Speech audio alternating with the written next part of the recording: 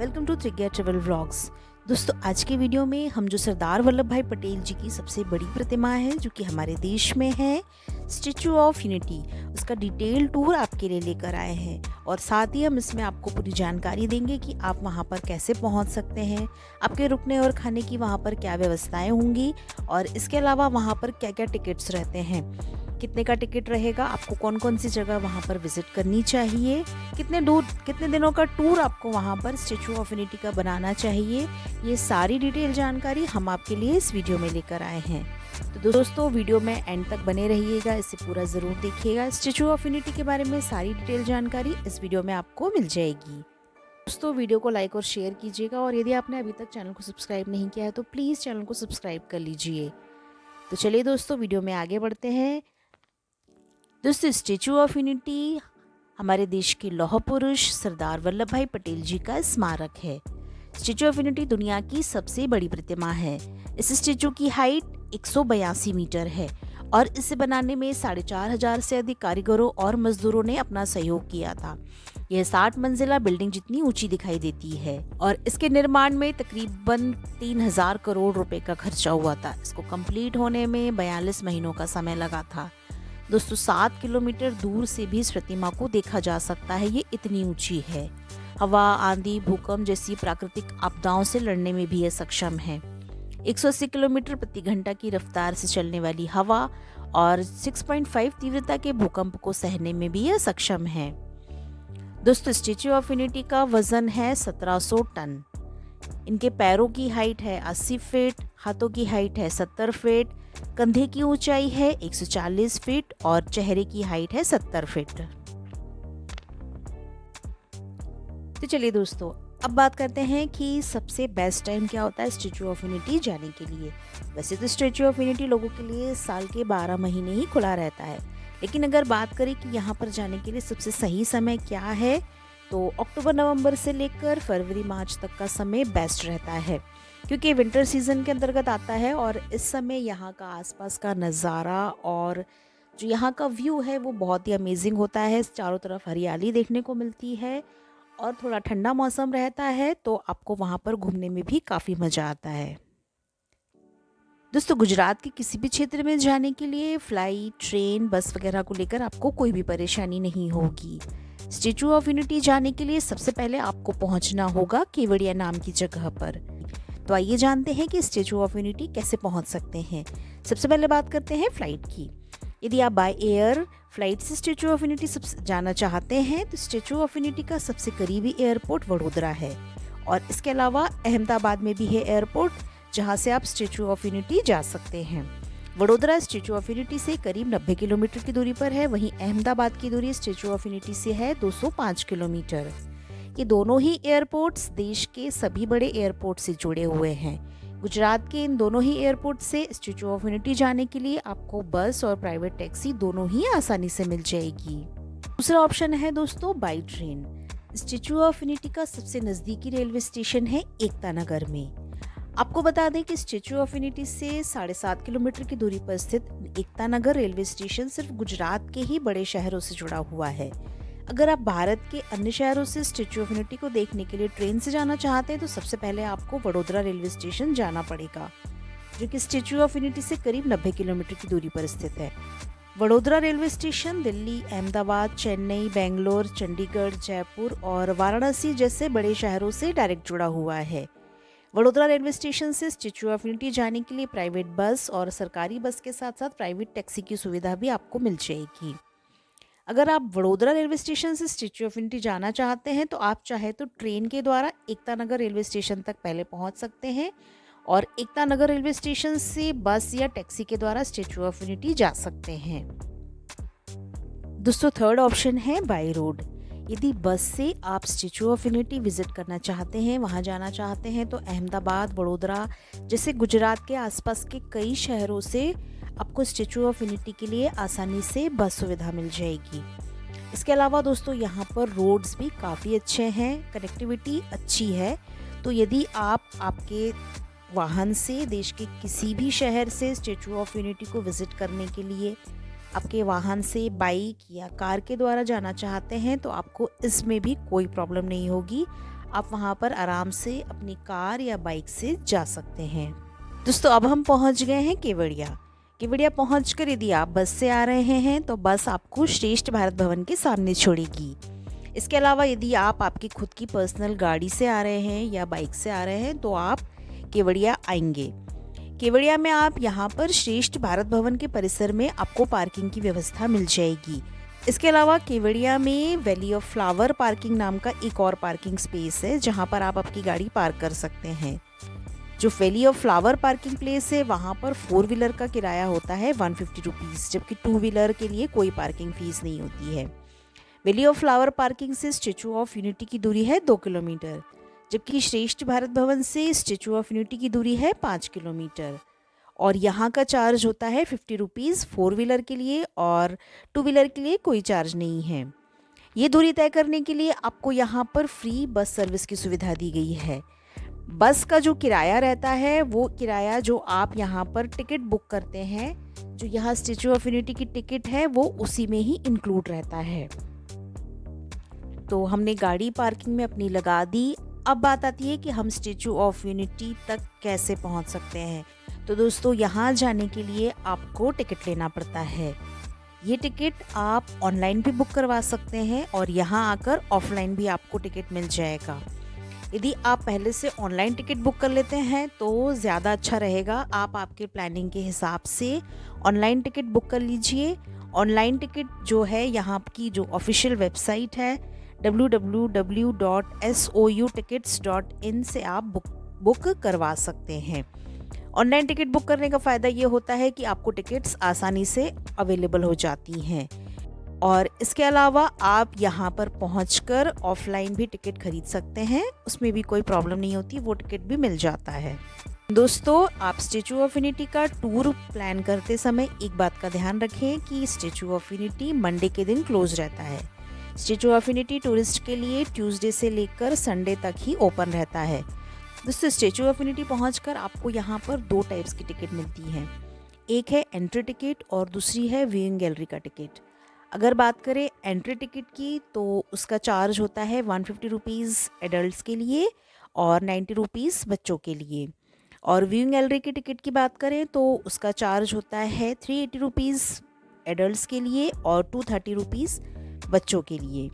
जो viewing gallery का ticket है इसमें आपको लिफ्ट के जरिए स्टैचू के अंदर वहाँ उनके चेस्ट तक ले जाने को मिलता है, और यहाँ पर एक म्यूज़ियम बना हुआ है, और म्यूज़ियम के अलावा वहाँ से आप सरदार सरोवर डैम का खूबसूरत नज़ारा भी देख सकते हैं। तो दोस्तों बात आती है कि स्टैचू ऑफ यूनिटी घूमने के लिए हमें कितने दिनों का प्लान बनाना चाहिए। तो अगर आप स्टैचू ऑफ यूनिटी और उसके आसपास की कुछ 1-2 जगहों को ही घूमना चाहते हैं तो उसके लिए एक ही दिन काफ़ी है। लेकिन यदि आप पूरे केवड़िया को एक्सप्लोर करना चाहते हैं तो आपको यहाँ पर 2 दिन का प्लान अपना करना चाहिए। एक दिन का मतलब 1 नाइट और 2 डेज़ का आपको यहाँ पर प्लान करना चाहिए। इसमें आप स्टैचू ऑफ यूनिटी के साथ साथ पूरा केवड़िया घूम सकते हैं। दोस्तों स्टैचू ऑफ यूनिटी में आपको लॉकर्स रूम की फैसिलिटी भी मिल जाएगी। जहाँ पर टिकट काउंटर है स्टैचू ऑफ यूनिटी का, जहाँ से टिकट मिलता है वहाँ पर भी आपको लॉकर्स रूम की फैसिलिटी मिल जाएगी। इसके अलावा स्टैचू ऑफ यूनिटी के पास भी आपको लॉकर्स रूम की फैसिलिटी मिल जाएगी। तो यहाँ पर आप आपका जो एक्स्ट्रा लगेज हैं, बड़े बैग्स वगैरह है वो रख सकते हैं, क्योंकि अंदर आपको बड़े बैग्स वगैरह ले जाना अलाउ नहीं है। आप छोटा एक हैंड बैग या एक छोटा बैग आपके साथ में सिर्फ अंदर लेके जा सकते हैं। अब बात करेंगे दोस्तों स्टैचू ऑफ यूनिटी पहुंचने पर वहां पर ठहरने की क्या व्यवस्था रहेगी। तो स्टैचू ऑफ यूनिटी पहुंचकर आप वहां पर आपको 2 तरह के ऑप्शंस मिल जाएंगे। यदि आप बजट स्टे में रुकना चाहते हैं, आपका कम बजट है वहां पर रुकने के लिए, तो श्रेष्ठ भारत भवन और BRG ये नाम से 2 बिल्डिंग्स हैं एकता नगर में, आप यहाँ पर रुक सकते हैं। ये आपको काफ़ी बजट फ्रेंडली आपके लिए रहेगा। यहाँ पर 450 से लेकर 500-1000 रुपये में आपको रूम्स मिल जाएंगे। और यहाँ पर जो रूम है इसकी बुकिंग आप स्टैचू ऑफ यूनिटी की ऑफिशियल वेबसाइट से भी इसकी बुकिंग कर सकते हैं। इस दूसरा ऑप्शन है दोस्तों टेंट सिटी। यहाँ पर टेंट सिटी भी बनी हुई है, तो आप वहाँ पर भी जाकर के टेंट में स्टे कर सकते हैं। यहाँ से स्टैचू ऑफ यूनिटी का बहुत अच्छा व्यू आपको मिलेगा। अब बात करी जाए दोस्तों स्टैचू ऑफ यूनिटी पहुँचकर वहाँ पर खाने की क्या व्यवस्था होगी। तो स्टैचू ऑफ यूनिटी के परिसर में ही आपको फूड कोर्ट नाम की एक जगह मिलेगी जहाँ पर आप खाना खा सकते हैं। लेकिन बात की जाए यहाँ के रेट की, तो आपको ये बताते कि यहाँ पर खाने का रेट थोड़ा ज़्यादा है। तो दोस्तों, आपको मालूम ही होगा कि स्टैचू ऑफ यूनिटी दुनिया की सबसे बड़ी प्रतिमा है। यह मूर्ति लौह पुरुष सरदार वल्लभ भाई पटेल का स्मारक है। स्टैचू ऑफ यूनिटी विश्व की सबसे बड़ी और ऊंची प्रतिमा है। पूरी दुनिया में इससे अधिक बड़ी और ऊंची प्रतिमा कहीं भी नहीं है। दोस्तों, यह प्रतिमा इतनी ऊंची और बड़ी है कि इसे 7 किलोमीटर दूर से भी इस प्रतिमा को देखा जा सकता है। हवा, आंधी, भूकंप जैसी प्राकृतिक आपदाओं से लड़ने में भी यह सक्षम है। 180 किलोमीटर प्रति घंटे की रफ्तार से चलने वाली हवा और 6.5 तीव्रता के एक भूकंप को भी सहने में ये सक्षम है। दोस्तों, स्टैचू ऑफ यूनिटी का जो 150 रुपीज़ का टिकट होता है, उसमें आप वहाँ पर नीचे एक म्यूज़ियम बना हुआ है, वहाँ पर भी जा सकते हैं। वहाँ पर आपको पूरी डिटेल जानकारी मिल जाएगी कि ये जो प्रतिमा है स्टैचू ऑफ यूनिटी, इसका निर्माण कैसे किया गया। काफ़ी सारे पिक्चर्स वहाँ पर बने हुए हैं, उनको वहाँ पर शो किया गया है और बताया गया है कि ये प्रतिमा कैसे बनी, इसमें किन किन लोगों का सहयोग हुआ। इसके अलावा वहाँ पर सरदार वल्लभ भाई पटेल जी का एक फेस भी बना हुआ है, वो भी काफ़ी शानदार है दिखने में। और साथ ही स्टैचू ऑफ यूनिटी जो बड़ी प्रतिमा है उसका एक छोटा रूप भी वहाँ पर, छोटे रूप में भी उसकी एक प्रतिमा आपको वहाँ पर देखने को मिलेगी। इसके अलावा उस म्यूज़ियम को आप आराम से विज़िट कर सकते हैं। वो जो 150 रुपीज़ का टिकट है उसी में आपको उसकी एंट्री मिलती है। इसके अलावा दोस्तों, जो यहाँ पर 380 रुपीज़ का व्यूइंग गैलरी का टिकट है, उस टिकट में आप स्टैचू के अंदर लिफ्ट की व्यवस्था की गई है, उसके माध्यम से आप स्टैचू के हृदय स्थल तक जा सकते हैं। और यहाँ पर एक गैलरी बनी हुई है जहाँ पर एक साथ 200 टूरिस्ट खड़े होकर एक साथ आसपास का सुंदर व्यू और इसके अलावा सरदार सरोवर डैम का एक ब्यूटीफुल व्यू आप यहाँ से देख सकते हैं। तो चलिए दोस्तों, अब आप एक एक करके हम आपको बताते हैं कि स्टैचू ऑफ यूनिटी के आसपास आप और किन जगहों को घूम सकते हैं। जब आप स्टैचू ऑफ यूनिटी प्रतिमा को आराम से देख लें, उसको देखने का पूरा आनंद ले लें, वहाँ पर फोटोग्राफी करवा लें और वहाँ के सारे नज़ारों का आनंद ले लें, उसके बाद हम पहुँचते हैं हमारे नेक्स्ट डेस्टिनेशन। तो यहाँ से लगभग 3 किलोमीटर की दूरी पर स्थित है सरदार सरोवर डैम। इसकी लंबाई है 1.2 किलोमीटर्स और हाइट है 163 मीटर। यह वर्ल्ड का दूसरा सबसे बड़ा कंक्रीट ग्रेविटी डैम है। इसके अलावा दोस्तों, आप जा सकते हैं वैली ऑफ फ्लावर्स। यहाँ पर आपको कई सारे प्रजाति के फूलों को देखने को मिलेगा। साथ ही आप यहाँ पर कैक्टस गार्डन विजिट कर सकते हैं। यहाँ पर बहुत सारी प्रजातियों के कैक्टस आपको देखने को मिलेंगे। सुंदर तितलियों को यदि आपको देखने का मन है तो आप यहाँ पर बटरफ्लाई गार्डन विजिट कर सकते हैं। आप यहाँ पर शाम के समय यूनिटी ग्लो गार्डन भी जा सकते हैं। यहाँ पर खूबसूरत लाइटिंग की व्यवस्था होती है जिसे देखकर आपको बहुत अच्छा लगेगा। यदि आपको क्रूज की सवारी अच्छी लगती है तो आप स्टैचू ऑफ यूनिटी आकर के यहाँ पर क्रूज की सवारी का भी मजा ले सकते हैं। इसके अलावा यदि आपको बांस से बनी हुई चीज़ों में इंटरेस्टेड है तो आप यहाँ पर जाकर के एकता नर्सरी विजिट कर सकते हैं। यहाँ पर आपको दैनिक जीवन में उपयोग आने वाली खूबसूरत वस्तुएं जो बांस से बनी हुई हैं वो मिल जाएंगी। इसके अलावा आप यहाँ पर सरदार पटेल ज़ूलॉजिकल पार्क में भी घूम सकते हैं। इसके साथ ही जंगल सफारी को भी एंजॉय कर सकते हैं। यदि आपके बच्चे पेट्स के शौकीन हैं तो आप यहाँ पर आकर पेट जोन भी विजिट कर सकते हैं। इसके अलावा भूल भुलैया में घूमने के लिए आप यहाँ पर मेज गार्डन भी आ सकते हैं। बच्चों को अच्छा पोषण मिले इसके लिए यहाँ पर बना हुआ है बच्चों को अट्रैक्ट करने के लिए चिल्ड्रन न्यूट्रिशन पार्क।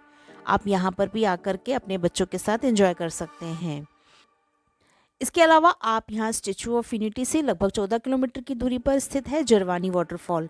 आप वहाँ पर जाकर के भी ट्रैकिंग, पिकनिक और वन्यजीव फोटोग्राफी का भी आनंद ले सकते हैं। दोस्तों, यदि आप एडवेंचर के शौकीन हैं तो आपके लिए यहाँ पर पूरी व्यवस्था है। यहाँ पर आप रिवर राफ्टिंग का मजा ले सकते हैं। रिवर राफ्टिंग नर्मदा नदी पर बने सरदार सरोवर बांध के पास स्थित है। आप यहाँ पर भारत की सबसे लंबी नदी नर्मदा में रिवर राफ्टिंग का आनंद ले सकते हैं।